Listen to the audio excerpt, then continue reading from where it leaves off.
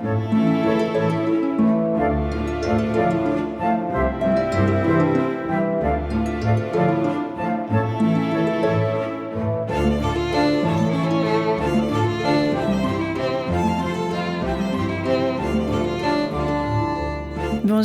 et bienvenue sur le podcast La Chronique Psy, le podcast qui décortique une notion clé de notre quotidien sous 3 angles. D'abord, comprendre son utilité, en quoi ce mécanisme est utile à la pérennité de l'espèce humaine. Ensuite, voyage au cœur de notre cerveau, un point sur les neurosciences pour comprendre comment ça fonctionne à l'intérieur.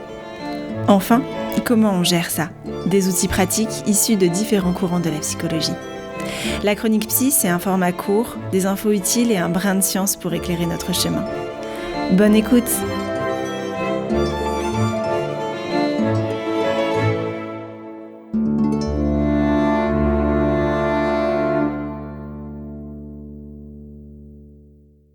Aujourd'hui, on va parler d'amour. D'abord, on va essayer de comprendre ce que c'est que l'amour. Alors on va ouvrir un dictionnaire et on va regarder dedans. Dans le petit Robert, ça dit « sentiment vif qui pousse à aimer quelqu'un, à vouloir du bien, à aider à s'identifier plus ou moins ». Dans le Larousse, c'est un mouvement de dévotion qui porte vers un être, vers une divinité, vers une entité idéalisée. Selon Hélène Fischer, qui est un peu la doctoresse de l'amour, elle nous dit que l'amour, c'est comme une pulsion. En fait, l'amour, c'est hyper difficile à définir. On a tous un peu cette idée de ce que c'est. C'est parfois tendre, c'est parfois violent, c'est parfois pulsionnel, c'est parfois physique, c'est parfois au contraire quelque chose de très intime et très mental. L'amour, c'est un peu un mélange de tout ça. En tout cas, l'amour, ça nous fait vibrer. Et l'amour, on va essayer de comprendre un peu ce que ça nous fait. L'amour, c'est un besoin vital, un besoin universel. On est tous un peu dépendants à l'amour, on a tous besoin d'aimer, on a tous besoin d'être aimés. Finalement, est-ce qu'on est tous des dépendants affectifs ? Et moi, si j'ai besoin d'aimer et d'être aimée pour exister, est-ce que je suis une dépendante affective ? En fait, on se rend compte qu'on est tous un peu des dépendants affectifs. On va essayer dans ce podcast d'expliquer pourquoi. Et puis d'expliquer la différence avec la dépendance affective qui est pathologique, celle qui nous fait mal, celle qui fait qu'on s'oublie, celle qui fait qu'on n'existe plus. Celle qui fait qu'on n'existe que au travers le regard de l'être pseudo-aimé, celle qui nous détruit et qui nous aspire. D'abord, on va voir pourquoi Dame Nature nous a imposé l'amour. Pourquoi Dame Nature, elle s'est dit « l'être humain, pour qu'il survive, il faut qu'il soit amoureux ». Ensuite, on va essayer de comprendre ce qui se passe chimiquement dans le cerveau et pourquoi ça crée de la dépendance. Et puis enfin, on va voir que la frontière, elle est quand même très mince entre la dépendance à l'amour et la dépendance affective pathologique. On va finir ce podcast en parlant de la dépendance affective pathologique, en se regardant un peu le nombril et en se disant « et moi, est-ce que je suis dans une forme de dépendance ? Est-ce que moi aussi je m'oublie ? Est-ce que dans ma relation, il y a une forme de dominance ? Est-ce que ma relation, elle est plutôt équitable, équilibrée ? Et si je me pose des questions, et si tel est le cas, mais comment je m'en sors ? Comment je m'en sors quand ça fait un petit moment que je me suis oubliée ? Comment je m'en sors pour me remettre au centre de ma vie ? Si on observe l'amour dans la nature sans pour autant tomber dans l'anthropomorphisme, on se rend compte que beaucoup d'animaux présentent toute une gamme de sentiments amoureux. D'ailleurs, les éthologues ont montré que les oiseaux, les primates, les marsouins ou même les belettes ont des comportements typiquement amoureux. Les marsouins, par exemple, vont nager ensemble, mais la nage de l'amour. Les oiseaux dansent ensemble. Les primates peuvent s'embrasser, faire une sorte de French kiss. Et puis, quand l'être aimé meurt, l'autre, celui qui reste, tombe dans une profonde tristesse. Et puis il y a tous ces animaux fidèles. On pense aux oiseaux, on pense aux loups, ceux qui, quand l'être aimé s'en va, restent célibataires à vie. Alors l'explication que l'amour sert à la procréation de l'espèce, elle paraît un peu simple. D'ailleurs, les comportements animaux montrent que la sexualité n'a pas grand-chose à voir avec l'amour. C'est plutôt lié au plaisir. Les mésanges, par exemple, continuent de s'accoupler même après la naissance des poussins. Et puis, il y a une quantité d'espèces, qu'elles soient homo ou hétéro, qui pratiquent la sexualité pour le plaisir. On pense même aux chauves-souris qui font des fellations. Donc maintenant, si on regarde Homo sapiens, qu'à peu près 300 000 ans, on peut se dire que si l'amour, ça a été implanté dans les gènes, c'est qu'il y a une notion de survie, c'est que ça sert à quelque chose. Certains historiens, peut-être un peu cyniques, disent que l'amour dure 3 ans. 3 ans, après tout, c'est 9 mois de gestation, plus à peu près 2 ans, le temps que le bébé sache marcher et soit à peu près autonome. Ces mêmes historiens peuvent dire que si une mère a des bébés avec plusieurs pères différents, elle aura plus de chances d'avoir de la descendance. Oui, mais... Et il y a l'autre côté des scientifiques, ceux qui disent que la monogamie, ça permet quand même d'avoir une meilleure fonction parentale. Ce qui donne des enfants qui ont un psychisme plus équilibré et donc des adultes qui vont faire ensuite des générations avec des individus peut-être un peu plus sains. Et puis, pour avoir un cerveau sain, un cerveau qui fonctionne suffisamment bien, on a besoin d'avoir des parents qui soient suffisamment bons. Et pour ça, la monogamie, c'est quand même vachement bien. Bref, c'est pas dans ce podcast qu'on va répondre à la question de la fidélité et de l'amour. En tout cas, ce qu'on peut se dire, c'est que l'amour, c'est génétique. C'est que l'amour, c'est un peu programmé dans notre corps et dans notre tête, et puis après tout, quand on aime, on se protège. Quand on aime, on ne fait qu'un. Quand on aime, on est unis contre l'adversité. Et ça, c'est une belle notion de survie. Bon, maintenant, on va regarder ce qui se passe dans notre corps et dans notre tête. L'amour, c'est connu, ça provoque de l'ocytocine. Le cerveau baigne dans l'ocytocine, c'est un neuropeptide un peu magique, qui baisse la dépression, qui baisse aussi toute la phobie sociale. Ça peut même être utile dans l'autisme. L'ocytocine, c'est l'hormone de l'attachement. C'est aussi celle que la maman va déclencher quand elle accouche et quand elle allaite. Et puis, c'est celle qu'on déclenche quand on se fait un câlin, quand on se prend dans les bras, quand on s'embrasse.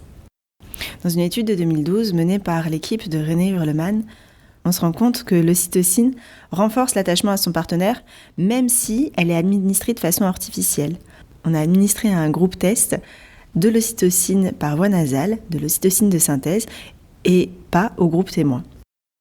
Et on s'est rendu compte que les hommes mariés se tenaient à distance d'autres femmes, d'autres partenaires disponibles quand ils avaient reçu cette ocytocine. À l'inverse, les hommes célibataires, eux, avec ou sans ocytocine, ça changeait pas leur comportement. À croire qu'ocytocine et fidélité, finalement, ça va bien ensemble. On a aussi tendance à dire que l'amour, ça crée de la dépendance. Selon Michel Reynaud, l'amour, c'est un peu mettre des lunettes roses. En fait, ce qui se passe dans le cerveau, c'est qu'on va éteindre toute la zone du jugement. L'activité du préfrontal va baisser, puis il va y avoir une augmentation de la sérotonine. L'autre, finalement, tout au début, il nous paraît un peu parfait. Même le fait qu'il laisse traîner ses chaussettes ou qu'il ait un petit bouton dans le dos, on trouve ça fantastique. En fait, on manque de discernement. C'est pas pour rien qu'on dit que l'amour rend aveugle. Après, dans le cerveau, quand on tombe amoureux, il y a tout un cocktail de molécules qui se mettent en route. Il y a à peu près 200 molécules différentes qui se mettent en action, dont des endorphines, c'est un peu comme de la morphine, de la dopamine, c'est la molécule qui rend heureux, et l'ocytocine, on en a parlé, et beaucoup d'autres encore. D'ailleurs, d'après une étude de Marcus Henrich, l'ocytocine chez les hommes va baisser l'activité de l'amygdale, alors que chez les femmes, l'ocytocine va augmenter l'activité de l'amygdale. Les amygdales, celles que vous avez dans la tête et pas dans la bouche, ce sont les zones impliquées lorsque vous ressentez des émotions fortes, notamment la peur. Et quand on demande à Marcus Henrich pourquoi, il répond que c'est pour augmenter la salience sociale. En effet, qu'importe le genre, dans les deux cas, on s'entend mieux avec les autres et avec son ou sa partenaire. L'amour, ça met en branle tout le système de la récompense. Le système de la récompense, c'est un peu ce qui rend addict. D'ailleurs, si vous prenez de la drogue, votre système de la récompense va se dérégler. C'est un peu ce qui se passe aussi quand on est amoureux. Donc dans l'amour, un peu comme si on était tous des drogués, on va vivre une période de craving. C'est un peu le moment où on a très très envie de prendre le produit. C'est ce moment où on va regarder notre téléphone et se dire « je lui envoie un message, non je lui envoie pas un message, si, il faut que je lui envoie un message ». Et puis on finit par envoyer un message dont on a souvent honte d'ailleurs, vu que la zone du jugement est éteinte. Et alors, on va être fixé au téléphone. Et puis, on va attendre la réponse, la fameuse réponse. Et si il ou elle a lu le message, on va devenir complètement fou, scotché à notre écran, à regarder ces 2 petites barres bleues qui sont affichées. Le message est lu et pas de réponse. Et là, ça tourne à l'obsession sur fond d'anxiété. Merci sérotonine, noradrénaline et système de la récompense. Et puis, l'amour, c'est aussi une forme de dépendance dans le sens où il y a des rushs. Un peu comme quand on prend de la drogue, là aussi. C'est l'effet du produit qui est absolument fantastique. C'est ce moment où, dans le cerveau, ça explose, ça fait des feux d'artifice. En gros, une énorme libération de dopamine. D'ailleurs, quand on est amoureux, on a une capacité à annihiler la douleur. L'amour, ça a un effet analgésique autant que la cocaïne.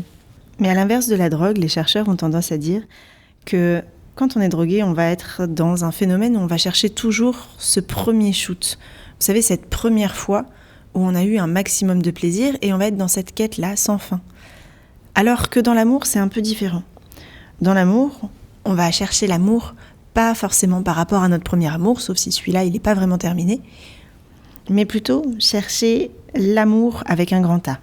Et puis, différemment à la drogue, avec l'amour, il n'y a pas vraiment de phénomène d'habituation ou d'accoutumance. C'est-à-dire que même si ça fait 50 ans que vous vivez avec votre partenaire, mais en fait, ça déclenche toujours de l'ocytocine et ça déclenche toujours ces petites mêmes molécules dans le cerveau. Et puis, selon la façon dont vous avez pris soin de votre couple, eh bien, ça peut être toujours sacrément fort. L'amour dans le cerveau, ça augmente la noradrénaline, ça augmente le rythme cardiaque. On devient très actif, et puis on n'a plus vraiment faim, et puis on n'a plus vraiment besoin de dormir. L'amour, c'est un peu similaire à une drogue, à un antidépresseur. Ça va renforcer la sexualité, ça va nous permettre aussi d'atteindre plus facilement l'orgasme.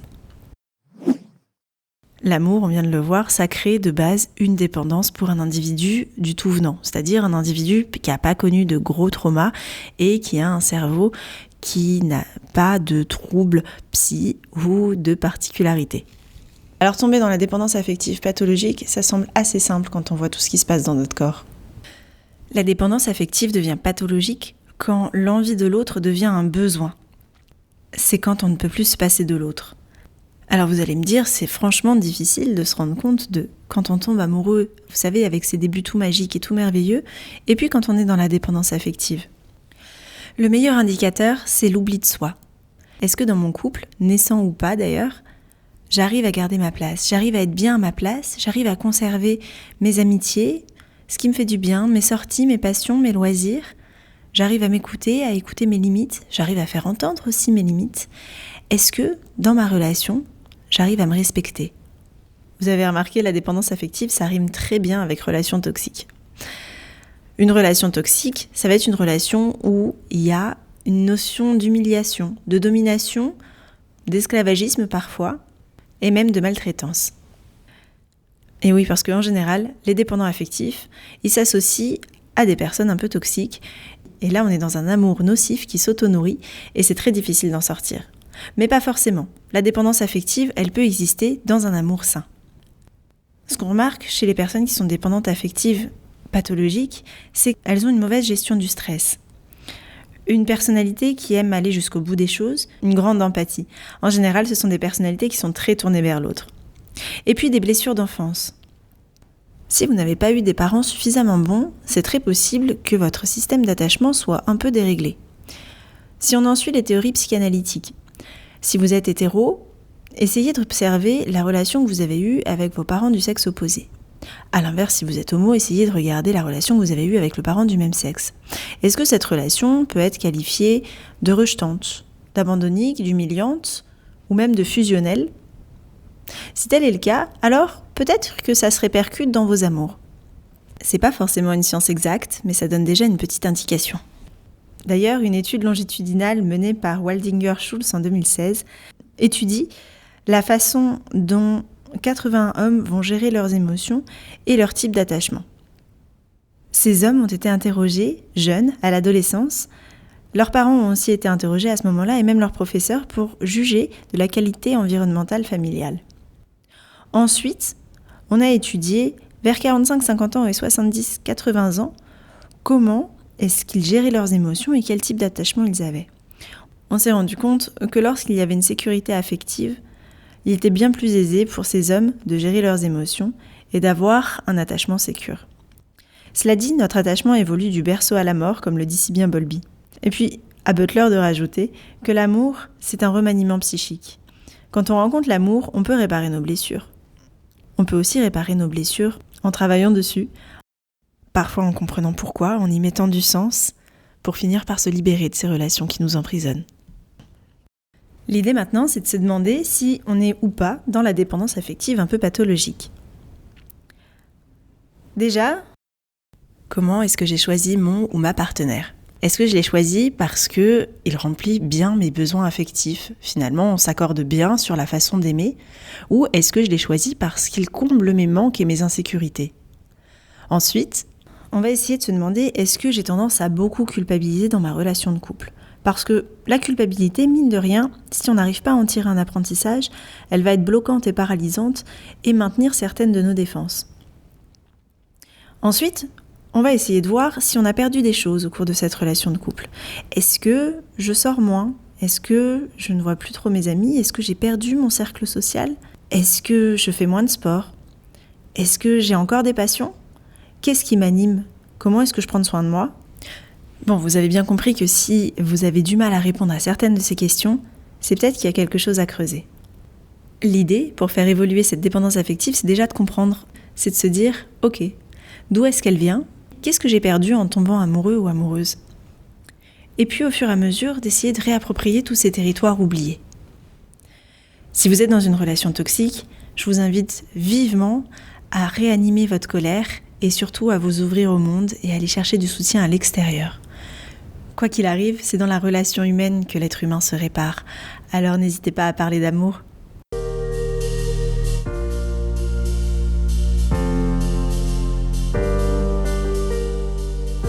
J'espère que cet épisode vous a plu. En tout cas, n'hésitez pas à partager, à en parler, à commenter, mais surtout à vous auto-observer, à vous regarder un petit peu le nombril et à vous dire « Ok, comment ça résonne tout ça en moi ?» À bientôt dans la chronique psy.